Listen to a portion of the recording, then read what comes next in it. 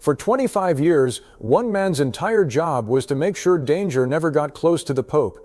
He wore the striped Renaissance uniform every tourist in St. Peter's Square stops to photograph, without most of them knowing it belongs to a unit that's been standing guard since 1506. On ordinary days, he carried something a lot more modern than a halberd. He was trained to scan a crowd of thousands and find the one person who didn't belong there. Across 4 different popes, John Paul II, Benedict XVI, Francis, and now Leo XIV, his assignment never changed: keep the danger outside. Then, at the end of January 2026, he took the uniform off, and instead of going home to Switzerland, he walked through to the other side of the door he'd spent his whole adult life guarding.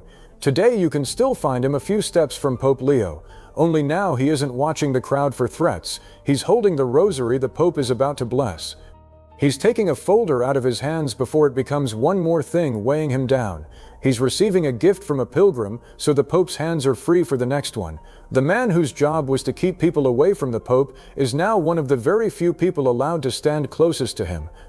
His name is Anton Kappler, and the reason this appointment matters isn't only about him. It's about what this particular job has always demanded of whoever holds it, and what happened, not that long ago, when that kind of trust was betrayed. We'll get there. But first, you need to understand who this man actually is. Kappler was born in 1979 in Wattwil, a small town in the Swiss canton of St. Gallen. He joined the Pontifical Swiss Guard in February of 2001 at 21 years old. John Paul II was still Pope, and the unit Kappler was joining had already been protecting the Pope for close to 500 years. He didn't pass through quickly. He stayed for the rest of John Paul's pontificate. He stayed through the 8 years of Benedict XVI, through the 12 years of Francis, all the way into the pontificate of Leo XIV. 4 popes and 1 Swiss officer standing in more or less the same doorway the entire time, because that's what he became, a lieutenant. Not a ceremonial title, an actual one.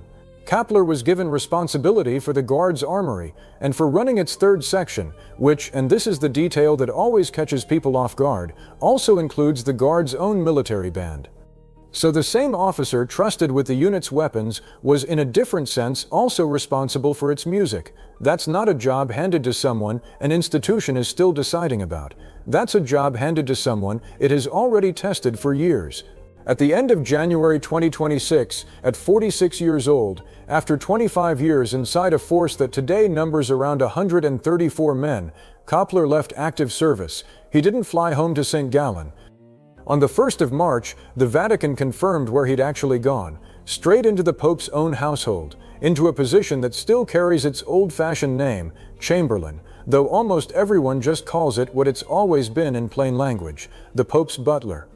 Say that word and most people picture a man in white gloves carrying a tray down a marble hallway. You can forget that image. It hasn't been accurate in a long time, if it ever was. This job sits inside what the Vatican calls the pontifical household, the handful of people who stay close to the Pope through nearly every hour of his public life. Pope Leo's closest daily support circle has been described as just 4 men. 2 of them are priests, serving as his private secretaries. Monsignor Edgard Rimacuna, Peruvian, who was already Prevost Secretary back in the Diocese of Chiclayo and followed him to Rome in 2023, and Father Marco Billeri, Italian, his 2nd secretary. A 3rd priest, Father Edward Deleng, a fellow Augustinian from Nigeria, works inside the household too, and at the Pope's request, he's often the one who receives visiting heads of state and monarchs. And then there's Kappler, the layman, the former soldier, where the 2 secretaries manage Leo's schedule, his correspondence, the flow of his official day. Kappler operates one level closer to the ground, in the physical, practical layer underneath all of that. He's the one making sure a rosary is in the Pope's hand exactly when it needs to be there, that a gift from a pilgrim doesn't end up forgotten in the wrong pocket, that nothing physical gets in the way of the next handshake, the next blessing, the next hour of a schedule that never really stops. He didn't step into an empty position either. Since 2013, that job belonged to a man named Pier Giorgio Zanetti, who'd come out of the Vatican's other security corps, the Gendarmerie. Some reporting says Kappler has now taken the job over outright. Other reporting says the 2 of them are, for the moment, working side by side, one easing out as the other learns the rhythm of the Pope's day. Whichever detail turns out to be exactly right, the larger point doesn't change. Whoever serves a pope this closely gets chosen with more care than almost anyone else inside those walls. So why a soldier? Why hand this particular job, of all jobs, to a man trained to carry weapons? Because the qualities this position actually needs turn out to be almost exactly the ones 25 years in the Swiss Guard builds into a person. Discipline that doesn't need supervising, a working knowledge of Vatican protocol most lay people never get close to, an instinct for security that never fully switches off, and discretion, real discretion, the kind that isn't a personality trait so much as a habit, drilled in over a quarter century of standing near powerful people and saying nothing about what you saw. There's no public statement laying out exactly why Pope Leo picked Kappler by name over anyone else, so let's not pretend there is one. But there's a pattern in front of us that's hard to miss. This is a pope who has shown unusual respect for the Guard. 6 months before his own election, then Cardinal Prevost took part in a documentary about the Swiss Guard, and he spoke about how much he valued the sacrifice these young men make, giving years of their lives to a role he said gives the Pope real security on more than one level. That wasn't the only sign. After becoming Pope, Leo revived something that had gone quiet for 57 years.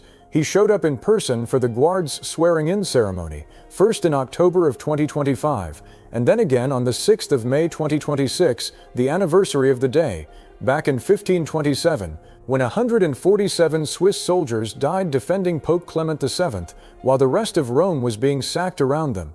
No pope had attended that ceremony in person since Paul VI, back in 1968. We can't know how much Leo's own admiration for the Guard shaped this particular decision, but it makes the appointment a lot easier to understand. Leo needed a certain kind of man for this job, and the Guard had already spent a quarter century forming one. 4 popes protected, responsibility for an armory, command over other guards, protocol learned from the inside instead of from a manual. Because here's what actually changes when a Swiss Guard becomes a butler. As a guard, Kappler protected the Pope from whatever might reach him from the outside. Inside the household, that protection changes shape. It becomes quieter, less dramatic, and closer to the ordinary human weight of being Pope. Not because anyone's handing over secrets or private conversations, there's no evidence of that, and we're not going to invent any, but because the job itself sits right up against a man who gets tired after hours of audiences, the same as anyone would. A man who's handed documents, rosaries, requests, and gifts more or less non-stop, all day, every day. A man who has to move from prayer to a diplomatic meeting to a public blessing without any of the machinery around him ever looking disorganized. A man who is almost never, in any real sense, alone. Kappler's job is to absorb some of that friction before it ever reaches the Pope at all. He used to wear a uniform built to make authority visible from across a crowded square. Now he wears an ordinary dark suit, and the job works precisely because most people watching never notice him at all. And that invisibility matters, because history has already shown what can happen when someone in this exact position betrays the trust the job is built on. Before we get to that, if stories like this are why you're here, subscribe to the channel. There's much more to come. Now let's get back to Kappler, because what happened in 2012 is the reason an appointment like his carries so much weight. Pope Benedict XVI found out just how much damage this kind of access could do. His butler was a layman named Paolo Gabriele. For years he'd been trusted with exactly the kind of proximity Kappler has now, inside the private apartments, close enough to see documents nobody outside that room was ever meant to see, and Gabriele started taking them, confidential letters, internal correspondence, private documents. He passed them to a journalist, and what came out wasn't just embarrassing, it exposed infighting inside the Curia, allegations of corruption, and private disputes the Vatican had never intended the world to read. The scandal got a name almost instantly, Vatileaks. Gabriele was arrested. He stood trial before a Vatican tribunal. He was convicted. Benedict pardoned him not long after, but the pardon didn't undo what had already happened. A man whose entire job depended on personal trust had broken it, and the whole church felt it. That's the weight sitting quietly underneath every rosary Kappler carries, and every gift he receives on the Pope's behalf. This job means entering rooms almost nobody else enters. It means handling papers that were never meant for public eyes. It means learning a pope's movements and habits in a way even most cardinals never will. It means being one of the very small number of people who sees what the cameras don't.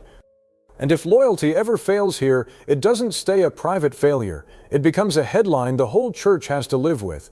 So the image of a man quietly holding a rosary stops looking so simple once you know that history. This job was never really about the tray, the gift, or the folder. It was about access, and access only works for as long as the trust underneath it holds. So go back to the question, why hand this job, with everything Vatileaks proved could go wrong, to a former soldier? Because Kappler had already passed a 25-year version of the test. He had served 4 popes, he had been trusted with the Guard's armory, given command over other men, and spent decades learning Vatican protocol from the inside instead of from a manual.